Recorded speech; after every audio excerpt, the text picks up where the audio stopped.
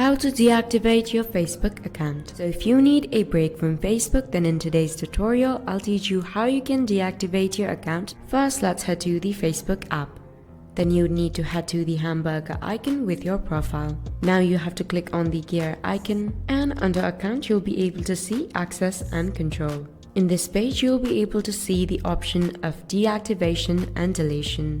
Since we are deactivating our account, you have to select deactivate account, then hit continue. Facebook will remind you that once you deactivate your account, you'll also be deactivating the pages that your account is connected with. You just have to continue. Finally, all you need to do is type in your password, then reconfirm that you do actually want to deactivate your account. Once that is done, you would have successfully deactivated your account temporarily. For you to again reactivate your account, you just have to log into your Facebook account and it should work out fine. Hope I was able to help you out. Thank you for watching.